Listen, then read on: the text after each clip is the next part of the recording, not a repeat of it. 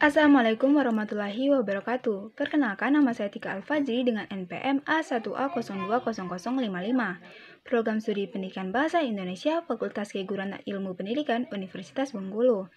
Pada video kali ini, Tika akan membahas perihal beberapa pertanyaan. Yang pertama yaitu, jelaskan bagaimana konsep ketuhanan dalam Islam dan perbandingannya dengan konsep ketuhanan menurut agama selain Islam. Dalam konsep Islam, Tuhan disebut Allah dan diyakini sebagai zat maha tinggi yang nyata dan esa, pencipta yang maha kuat dan maha tahu, yang abadi, penentu takdir, dan hakim bagi semesta alam.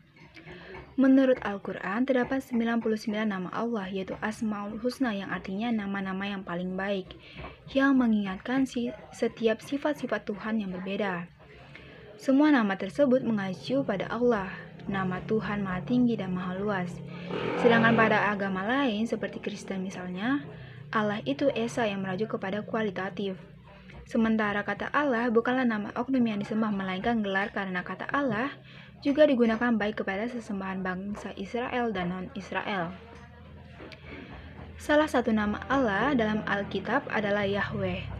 Kelompok pemuja nama Yahweh ini kemudian memaksakan kehendak mereka dengan mengganti semua nama Tuhan dalam Alkitab Indonesia dan menggantikannya dengan kata Yahweh.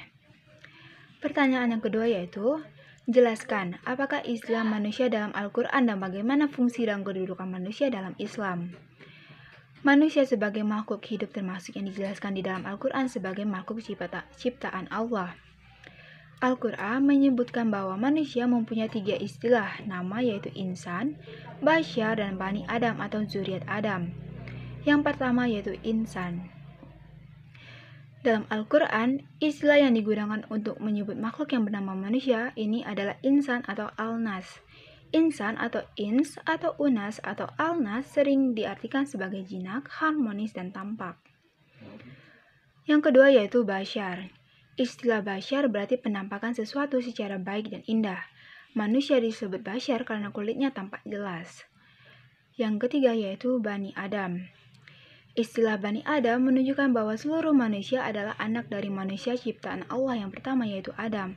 Hal ini disebutkan di dalam Al-Quran surat Al-A'raf ayat 172 yang berbunyi, Wa iz akhadha rabbuka min bani Adama min zuhurihim zurriyatahum wa ashhadahum ala ansarihim alastu bi rabbikum qalu bala syahidna an taqulu yawmal qiyamah inna kunna an hadha ghafilin. Yang artinya, dan ingatlah ketika Tuhanmu mengeluarkan keturunan anak-anak Adam dari sulbi mereka, dan Allah mengambil kesaksian terhadap jiwa mereka seraya berfirman, bukankah aku ini Tuhanmu? Mereka menjawab, betul, engkau Tuhan kami menjadi saksi. Kami lakukan yang demikian itu agar di hari kiamat kamu tidak mengatakan, sesungguhnya kami, Bani Adam, adalah orang-orang yang lengah terhadap ini atau keesaan Tuhan. Istilah yang mirip dan memiliki pengertian yang sama dengan Bani Adam adalah zuriat Adam. Selanjutnya, kedudukan manusia yang pertama adalah sebagai Abdullah, yang artinya adalah sebagai hamba Allah. Sebagai hamba Allah, maka manusia harus menuruti kemauan Allah yang tidak boleh membangkang padanya. Jika kita membangkang, maka kita akan terkena konsekuensi yang sangat berat. Fungsi dan kedudukan manusia selanjutnya di dunia ini adalah sebagai khalifah di bumi. Tujuan penciptaan manusia di atas dunia ini adalah untuk beribadah. Sedangkan tujuan hidup manusia di dunia ini adalah untuk mendapatkan kesenangan dunia dan ketenangan akhirat. Jadi, manusia di atas bumi ini adalah sebagai khalifah yang diciptakan oleh Allah dalam rangka untuk beribadah kepadanya. Yang ibadah itu adalah untuk mencapai kesenangan di dunia dan ketenangan di akhirat. Pertanyaan yang ketiga yaitu, sebutkan ciri-ciri orang beriman dan bertakwa serta jelaskan kolerasi antara iman dan takwa dalam kehidupan. Ciri-ciri orang yang beriman dan bertakwa diantaranya, menjalankan perintah Allah dan menjauhi larangannya. Punya malu. Malu di sini maksudnya adalah malu jika melakukan sesuatu yang dilarang Allah. Hidupnya selalu bersyukur, sabar menghadapi musibah, sabar menghadapi masalah, sabar melakukan ketaatan pada Allah. Lalu lisannya tidak pernah digunakan untuk berkata bohong dan gunjing. Lisannya fokus zikir, baca Quran, diskusi ilmu, dan hal baik lainnya. Selanjutnya tidak masuk ke dalam perutnya kecuali makanan yang halal dan baik. Dan meskipun makanan halal, mereka mengkonsumsi secukupnya dan tidak berlebihan. Lalu pandangannya tidak digunakan untuk melihat sesuatu yang haram. Tangannya tidak digunakan untuk yang diharamkan. Kaki dan langkahnya digunakan untuk sesuatu yang baik dan bukan untuk maksiat. Hatinya tidak dipenuhi rasa kebencian dan permusuhan. Dan terakhir, taat kepada Allah dengan penuh keikhlasan dan tidak takut kepada Allah karena untuk riya dan ingin dilihat oleh orang lain. Sedangkan kolerasi antara iman dan takwa dalam kehidupan yaitu yang pertama, iman dan takwa melenyapkan kepercayaan pada kekuasaan benda. Yang kedua, iman dan takwa menanamkan semangat berani menghadap maut. Yang ketiga, iman dan takwa menanamkan sifat self-help dalam kehidupan. Dan yang terakhir, iman dan takwa memberikan ketenangan jiwa.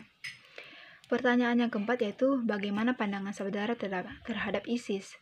Dan menurut saudara, bagaimana semestinya Islam dikembangkan? ISIS adalah representasi buruk dari Islam karena menunjukkan tindakan brutal dan kekerasan. Kelompok ISIS hanya memberikan pilihan untuk pindah agama, membayar pajak keamanan, atau dibunuh. Sebuah pilihan yang tidak mencerminkan ajaran Islam yang menjunjung tinggi toleransi dalam kehidupan beragama. Saya sangat menyayangkan hal tersebut. Sebab itu sangat berpengaruh buruk akan pandangan agama lain terhadap Islam.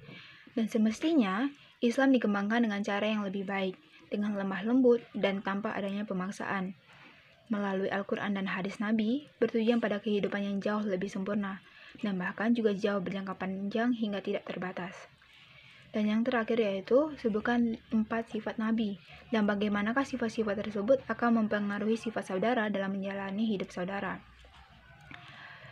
4 sifat dari para Nabi yaitu yang pertama as-sidik. As-sidik yang berarti selalu benar atau jujur. Sifat ini berarti seorang rasul sudah pasti jujur dan tak pernah berbohong kepada Allah Subhanahu wa Ta'ala dan juga kepada orang lain. Hal ini seperti yang disebutkan Nabi Ibrahim alaihissalam kepada ayahnya bahwa menyembah benda berhala termasuk perbuatan yang salah. Yang kedua yaitu amanah. Al-amanah yang berarti dapat dipercaya. Sifat ini memiliki arti bahwa rasul sudah pasti dapat dipercaya. Hal ini seperti yang dijelaskan pada Al-Quran Surah Asy-Syu'ara ayat 106 sampai dengan 107 yang berbunyi, yang artinya, ketika saudara mereka Nuh berkata kepada mereka, "Mengapa kamu tidak bertakwa? Sesungguhnya aku ini seorang rasul kepercayaan yang diutus kepadamu." Yang ketiga yaitu at-tabligh. At-tabligh yang berarti menyampaikan wahyu. Sebagai utusan Allah Subhanahu wa Ta'ala, sudah pasti setiap rasul akan menyampaikan wahyu dan tak ada satupun wahyu yang disembunyikan. Seperti halnya Nabi Muhammad SAW yang menyampaikan semua ayat-ayat Al-Quran kepada umatnya dan tidak ada satupun yang disembunyikan. Sebagaimana diriwayatkan dalam hadis bahwasanya Sayyidina Ali berkata, "Demi zat yang membelah biji dan melepas nafas, tiada yang disembunyikan kecuali pemahaman seseorang terhadap Al-Quran." Yang keempat yaitu al-fatanah. Al-fatanah yaitu sifat ini berarti Rasul memiliki kecerdasan yang tinggi agar mampu memerangi kaum yang masih belum berada di jalan Allah Subhanahu wa Ta'ala dan mengajak mereka untuk berada di jalan yang diridhoi Allah Subhanahu wa Ta'ala. Jika bercermin pada keempat sifat Nabi, maka sebagai seorang pribadi muslim sudah sepatutnya untuk meneladani sifat-sifat para nabi tersebut. Seharusnya kita juga mempraktekannya dalam kehidupan bermasyarakat dan bernegara agar tercipta kehidupan yang harmonis di dunia ini. Sebab pada dasarnya seorang tidak boleh hanya memikirkan dunia atau akhirat saja. Untuk dapat melakukannya, terdapat ungkapan yang mengatakan bahwa beramallah atau bekerjalah untuk duniamu seakan-akan kau akan hidup selamanya, dan beramallah atau bekerjalah buat akhiratmu seakan-akan kau akan mati esok. Sekian penjelasan dari Tika akhiri. Wassalamualaikum warahmatullahi wabarakatuh.